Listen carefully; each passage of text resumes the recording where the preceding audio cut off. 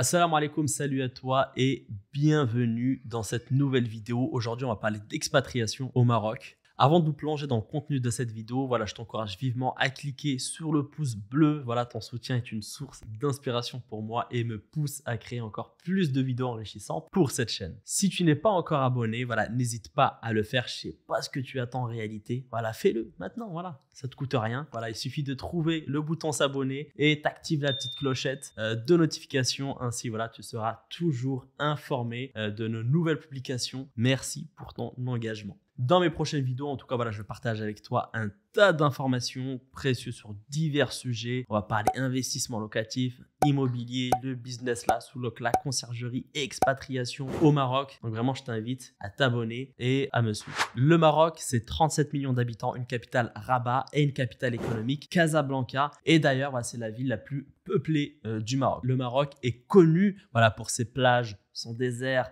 le Sahara et aussi ses chaînes montagneuses. Voyons ensemble pourquoi s'expatrier au Maroc est une bonne idée. À mon sens, voilà, il y a plusieurs raisons. La première raison, à mon sens, c'est la religion. Voilà, le Maroc est un pays musulman. Tu auras donc aucun problème à vivre ta religion en toute liberté dans ce pays. Le Maroc abrite un nombre de mosquées énorme. Je prends l'exemple de la ville d'Oujda, qui est la ville où le nombre de mosquées est le plus élevé en Afrique et il me semble deuxième au monde. Donc à confirmer, bien évidemment. Mais en tout cas, voilà, tu n'as aucune excuse pour faire tes prières à l'heure, même quand tu es à l'extérieur. La deuxième raison, le coût de la vie en comparaison à la France, donc le SMIC au Maroc est à 300 € en moyenne et 1300 € en France. Donc, logiquement, la vie au Maroc est forcément moins chère. Maintenant, voilà, il y a pour toutes les poches et il y a d'autres paramètres, bien évidemment, à prendre en compte, notamment l'éducation, la santé, mais aussi, voilà, si tu viens au Maroc avec un objectif de travailler en tant que salarié, disons que tu risques de perdre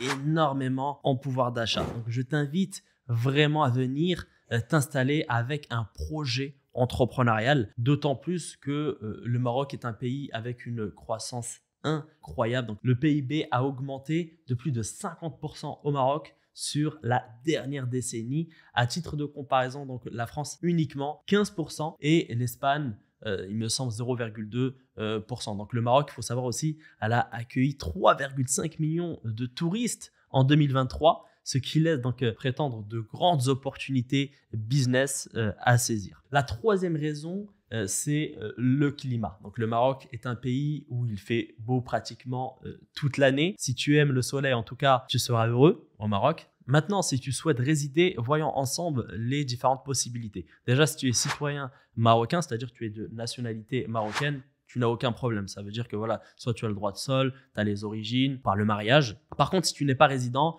tu seras limité à 90 jours sur le territoire marocain. Le conseil que je donne avant de lancer les démarches pour la carte de séjour marocaine, c'est de tester plusieurs villes et être sûr de vouloir s'installer au Maroc pour éviter des démarches inutiles. Pour prétendre donc à une carte de séjour marocaine, il y a le fait d'être salarié, donc présenter un contrat de travail, je déconseille.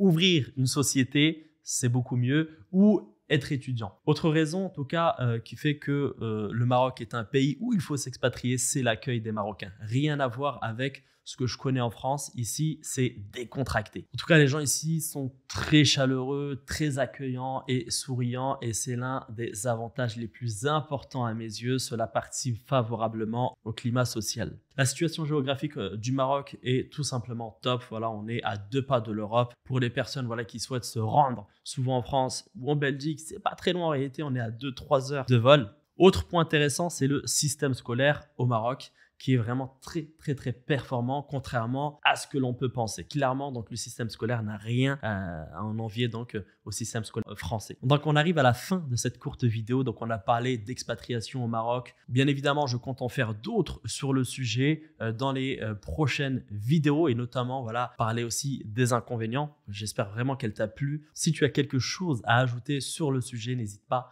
à me faire savoir, voire même me poser des questions. Et si tu es intéressé par en apprendre davantage, moi je te recommande vivement donc à t'inscrire à ma prochaine conférence en ligne. Là, je vais détailler vraiment comment lancer une activité de sous-location, de gestion IMO. On parlera aussi expatriation, business au Maroc. Donc le lien se trouve dans la description de cette vidéo si tu veux participer donc à la prochaine conférence en ligne. Donc n'hésite pas à laisser un commentaire. Encore une fois, si cette vidéo t'a été utile, partage-la. Je te souhaite moi en tout cas une excellente journée et je te dis à très bientôt. Ciao.